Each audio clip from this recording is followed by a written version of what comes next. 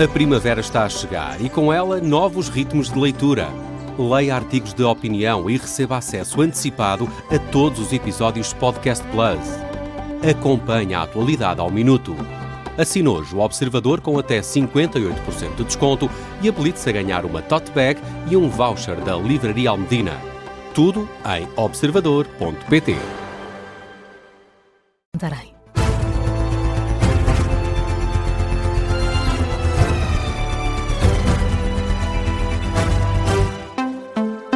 Muito bom dia, Jornal das 7 na Rádio Observador com Carla Jorge de Carvalho. E começamos com o impacto do conflito no Médio Oriente na economia. Está à vista uma nova subida do preço dos combustíveis. Os preços da gasolina e do gasóleo podem voltar a aumentar já na próxima semana, tal como aconteceu na segunda-feira. Em causa está a instabilidade nos mercados internacionais de energia causada pelo conflito no Médio Oriente. É o que avança a Associação Nacional de Revendedores de Combustíveis ao Jornal de Negócios.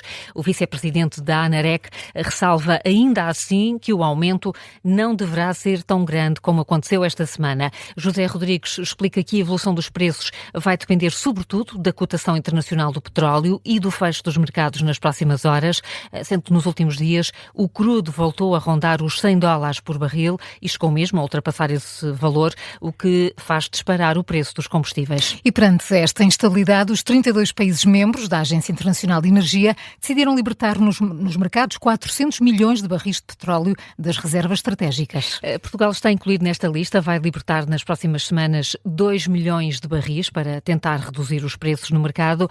Ao Jornal de Negócios, o vice-presidente da Associação Nacional de Revendedores de Combustíveis explica que esta notícia pode, de facto, ajudar a acalmar os mercados. Entretanto, os Estados Unidos decidiram suspender temporariamente as sanções contra a Rússia. O objetivo, dizem, é baixar o preço do petróleo. Suspendem temporariamente as sanções ao petróleo russo, que se encontra atualmente no mar, permitindo que seja enviado a compradores em todo o mundo. De acordo com o secretário do Tesouro, o levantamento das sanções sobre o petróleo russo pode adicionar centenas de milhões de barris de crudo aos mercados globais, reduzindo assim os preços. Esta suspensão vai durar cerca de um mês, até 11 de abril. Numa publicação nas redes sociais, o secretário do Tesouro admite a possibilidade da Rússia sair economicamente beneficiada com esta medida, mas garante que não é esse o objetivo. Isto numa altura em que Donald Trump repete que os Estados Unidos estão a destruir o regime do Irão. O presidente norte-americano afirma mesmo que é uma honra estar a matar iranianos. É o que escreve Donald Trump numa publicação na rede social Truth Social esta madrugada. O presidente norte-americano afirma que o regime do Irão mata pessoas inocentes há séculos e admite que agora é uma grande honra fazer-lhes o mesmo enquanto líder norte-americano. Trump repete que está a destruir completamente o regime terrorista do Irão, tanto a nível militar como económico. No terreno mantém-se a troca de ataques. Esta madrugada há registro de novas explosões no Dubai. A Arábia Saudita abateu um drone na zona das embaixadas de Riad e há também sirenes a soar numa base da NATO na Turquia. Por cá, o Parlamento discute hoje a proibição de usar bandeiras que não sejam oficiais em edifícios públicos. O Chega e o CDS apresentaram propostas no mesmo sentido. Os dois partidos querem regulamentar a utilização de bandeiras em edifícios públicos, impedindo, por exemplo, a utilização de bandeiras da comunidade LGBT ou de territórios que procuram reconhecimento, como o da Palestina. À Rádio Observador, o deputado centrista João Almeida assegura que a iniciativa não nasceu apenas como resposta à comunidade LGBT. Não, até lhe digo, vou-lhe dizer muito sinceramente, nos últimos anos as polémicas foram ou sobre questões mais ligadas a uma lógica wokeista ou não, isso depois também depende da perspectiva, mas eu diria até que teve mais expressão a questão de bandeiras nacionais de países ou de territórios que pretendem ser países, e estou concretamente a falar da questão israelo-palestiniana, e que teve essa polémica também em várias câmaras do país. Ou seja, o deputado do CDS aponta a questão israelo-palestiniana como um dos fatores que motivou esta proposta. Para João Almeida, a utilização de bandeiras em edifícios públicos não pode ser alvo de discussão política. É que não haja polémica à volta da hastear de bandeiras, seja de que bandeiras for, e, portanto, clarificar que um edifício público deve representar aquilo que é o país e o serviço que serve. O deputado do CDS, João Almeida, ouvido pela Rádio Observador. Estas propostas vão ser discutidas e votadas esta manhã no Parlamento a partir das 9h30. Para que passem, é necessário o voto a favor do PSD, algo que ainda não está decidido. Os militantes do PS começam hoje a votar para as eleições diretas do partido.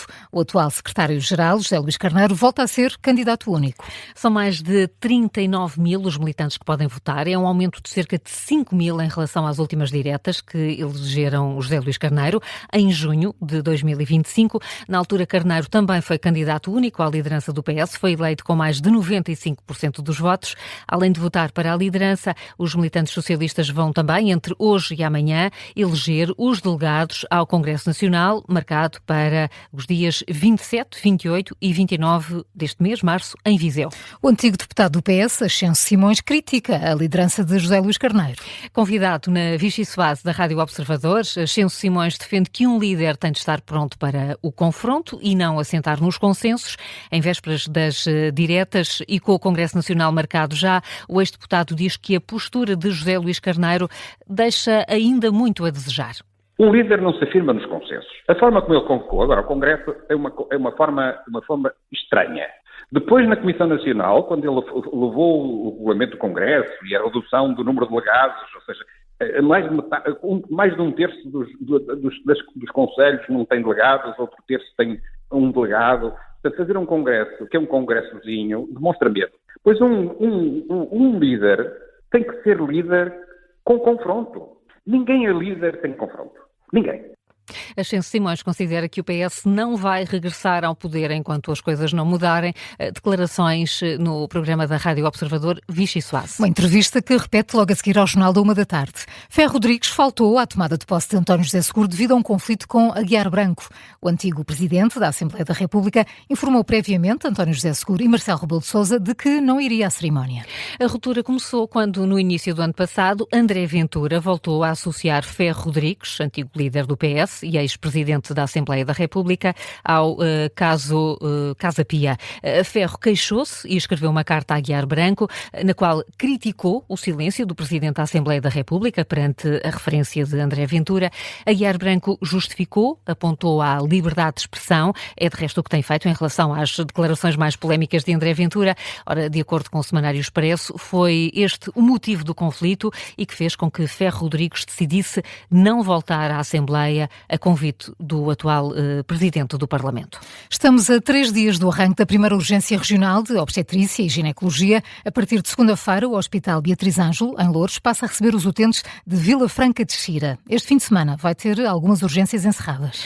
3 no sábado e 4 no domingo. De acordo com os dados divulgados no portal oficial do SNS, amanhã está encerrada a urgência geral do Hospital de Coimbra e os serviços de ginecologia e obstetrícia de Santarém e de Aveiro. Aveiro vai continuar fechada no domingo, sendo que nesse dia a Península de Setúbal só vai ter urgências de ginecologia e obstetrícia em Almada, uma vez que vão estar encerrados os serviços dos hospitais do Barreiro e de Setúbal. Ainda não há uma data para a entrada em funcionamento da urgência regional da Península de Setúbal, apontado inicialmente pelo Governo como o primeiro projeto piloto de concentração de serviços no Garcia Dorta, tem sido sucessivamente adiado pela dificuldade em fechar escalas. Ontem mesmo a Ministra da Saúde admitiu o recurso a médicos tarefeiros para garantir o funcionamento das urgências regionais, a começar pela de Loures. Este vai ser o tema do explicador desta manhã. Connosco vão estar deputados do PSD, Chega e PS, logo a seguir ao Jornal das 9. Vamos ao desporto. Foi noite de debate entre candidatos à presidência do Sporting. Frederico Varandas elogia as contas do clube e afirma que a equipa continua em todas as frentes. Já Bruno Sá compara Frederico Varandas a José Sócrates. Foi o primeiro e único debate entre os dois candidatos com vista às eleições presidenciais de amanhã. Um frente a frente que decorreu no Museu do Sporting. Frederico Varandas e Bruno Sá discutiram finanças, património, vida associativa e modalidades. O João Lourenço faz o resumo do longo debate. O programa apontava para 1h30 de debate, mas o único frente a frente entre Frederico Varandas e Bruno Sá arrastou-se até bem perto da meia-noite. No apito inicial do debate esteve a área financeira. O empréstimo de 225 milhões de euros, contraído pela atual liderança, traz algumas reticências a Bruno Sá, que lembra os pedidos de ajuda externa de José Sócrates. Tenho receio que eu tenha que ser a troika do Sporting, que o Frederico faz-me lembrar uma pessoa que esteve no governo, que empurrava sempre para a barriga para a frente, teve maioria absoluta, mas depois tivemos que chamar a Troika. Esta é a minha grande preocupação. A lista B de Frederico Varandas revela que o Sporting podia ter angariado mais dinheiro e afirma que o futuro está salvaguardado. Recordo que esses 225 milhões de euros o Sporting teve procura de 9 vezes mais, cerca de 2 bis. Dos números das finanças para os números do futebol, a lista A de Bruno Sá olha para a equipa leonina depois da saída de Ruben Amorim, como uma equipa sem rumo. Agora em dezembro estamos nas 3 frentes e parece que aqui o Dr. Frederico Varandas fala tanto em vitórias e nota-se claramente que há ausência de um rumo. Varandas torce o nariz, diz que a formação leonina está em todas as frentes e um possível fim de ciclo ainda está longe. Hoje, a esta jornada, temos mais 3 pontos do que tínhamos o ano passado, no ano em que fomos bicampeões. Isto é um fim de ciclo. Taça de Portugal, onde é que estamos? Meia final. Liga dos Campeões. 16 melhores equipas da Europa. Depois de falar de infraestruturas, dos ordenados dos dirigentes e do futebol feminino, foi tempo de Bruno Sá dizer que, caso não vença, vai andar por aí. Quero ser vigilante nos próximos 4 anos, acredito que posso ganhar, estou preparado para ganhar, espero tomar posse segunda-feira, terça-feira espero já ser presidente. Frederico Varandas reafirmou que quer os sócios como donos do clube, pois são eles que cuidam dos destinos do Leão. Mas nunca se esqueçam que quem cuida do Sporting são os sócios. No dia 14 de março, quase 75 mil sócios vão poder escolher o próximo presidente do Sporting. João Lourenço com os destaques do primeiro e único debate para as eleições do Sporting. Frederico Varandas e Bruno Sá vão a votos. As urnas abrem amanhã às 9 horas. A Rádio Observador falou com vários antigos dirigentes leoninos. José Dias Ferreira vai votar em Frederico Varandas, mas avisa que a atual direção tem cometido algumas falhas. O advogado esteve nas direções do Clube de Alvalade na década de 80. Esclarece agora que vai votar na liderança atual, apesar de deixar algumas críticas. Tanto no futebol como nas outras situações, altos e baixos, o que é natural e que mereceram algumas críticas. No meu caso, sobretudo com o espírito construtivo. Nada com o espírito destrutivo, mas o espírito construtivo. Mas depois, e sobretudo desde 2022 para 2026, eu acho que foram postas na gestão do clube e da SAD assumidas posições que estão muito perto daquelas que eu defendo. Dias Ferreira, ouvido pela Rádio Observador, falou também sobre a renovação de Rui Borges, que tem sido tema no clube. Dias Ferreira pede alguma cautela à direção e pede para se esperar pelo final da temporada. Já outro antigo presidente da mesa da Assembleia Geral do Sporting, Jaime Marta Soares, defende de forma vincada a saída do atual treinador dos Leões. O antigo dirigente leonino diz à Rádio Observador que Rui Borges não tem nível para treinar o Sporting, apesar de destacar as qualidades humanas do técnico. Eu tenho uma admiração pessoal por Rui Borges, enquanto cidadão, enquanto bom profissional, enquanto uma pessoa até acolhedora, agradável até, mas, na minha opinião, e entendam o que eu quero dizer, não tem estatuto à dimensão daquilo que tem que ser um treinador de Sporting. O que é que lhe falta? Falta-lhe efetivamente uma certa visão estratégica e ambição. E ambição em ele próprio, e talvez esteja isso, a essência disso, ou o erro disso está na sua própria humildade, que é um homem humilde, não ter a dimensão de arriscar nos momentos em que efetivamente se tem que arriscar. Jaime Marta Soares, ele que foi presidente da mesa da Assembleia Geral do Sporting, defende que esta é a altura ideal para uma revisão de estatutos. As eleições para a presidência do clube acontecem amanhã. A Rádio Observador vai estar com reportagem em direto. Ainda no desporto, o Futebol Clube do Porto venceu o Stuttgart na Alemanha por 2-1. Os Dragões seguem em vantagem para a segunda mão dos oitavos de final da Liga Europa. Que está marcada para dia 19 de março no Estádio do Dragão, onde o Futebol Clube do Porto vai tentar confirmar a passagem aos quartos de final da competição. Francisco Farioli saúda a vitória na Alemanha, mas avisa que ainda nada está decidido. Acho que temos de ter a consciência certa para preparar a segunda mão. De certeza que vamos encontrar um jogo que vai ser idêntico em termos de abordagem, mas também com algumas adaptações dos dois lados, agora que nos conhecemos um pouco melhor.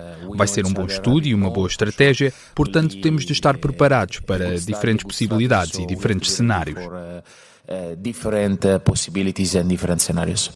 A análise do treinador do Futebol Clube do Porto no final desta vitória frente ao Stuttgart, 2-1. Já o Sporting de Braga perdeu na Hungria por 2-0 com o Ferencváros e complica as contas para o apuramento para os quartos de final. São agora 7h14. Carla, que outras notícias estão em destaque nesta manhã de sexta-feira? O Ministro da Defesa afirma que o nível de prontidão das Forças Armadas durante as tempestades foi o máximo desde o primeiro dia. Nuno Melo rejeita também qualquer atraso na resposta por parte do Executivo. São declarações do governante numa audição na Assembleia da República, depois do Expresso ter noticiado que os militares só atingiram o nível de prontidão imediata uma semana depois do início da tempestade Cristine. Está marcada para esta manhã uma manifestação convocada pela Frente Comum. O objetivo é exigir um aumento intercalar dos salários e pensões. A concentração tem início previsto para as 11 da manhã na Praça da Figueira. Termina em frente ao Ministério das Finanças. Além do coordenador da Frente Comum, vai estar também presente o secretário-geral da CGTP, numa altura em que a reforma laboral continua a ser discutida. E vamos olhar agora para a quantidade de coisas insólitas que são encontradas nas malas que ficam perdidas nos aeroportos. As que ficam perdidas, as que não são... Só as que ficam parlamentar. Essas também ficam perdidas. Não, as do Parlamento não contam. Querem ter ideias, por exemplo. Isto vocês não esperavam de certeza. Não. Um pedaço de meteorito, por exemplo. Não. De certeza que não era uma calçada lá da rua, uma pedra da calçada. Não, era mesmo um meteorito. Isto é a lista anual da única empresa norte-americana que tem autorização para tratar das malas que ficam perdidas e que nunca chegam a ser reclamadas. E há objetos muito interessantes. Os do ano passado. Um robô, um joelho biónico. Olha, o jeito que me dava. Olha, dois. Quero dois. Uma espada de samurai. Olha, isso ao Paulo interessava. Era. Completamente. Kill Bill. Um fato de apicultor. Olha, nunca se sabe. Nunca se sabe. Ou uma dentadura com diamantes. Olha, eu fico com essa. Eu quero o diamante. Pronto, podes ficar com a dentadura. Eu dou-te o canino. Pronto, estes são assim os mais estranhos, mas claro, ali no top dos mais comuns são calças, t-shirts e algumas joias. Pronto. As pessoas levam calças e t-shirts nas malas, é impressionante. Impressionante. Um fato de apicultor, ainda percebo. Sim, um joelho biónico agora. Joelho calças biónico. E t-shirts. Onde é que já se viu?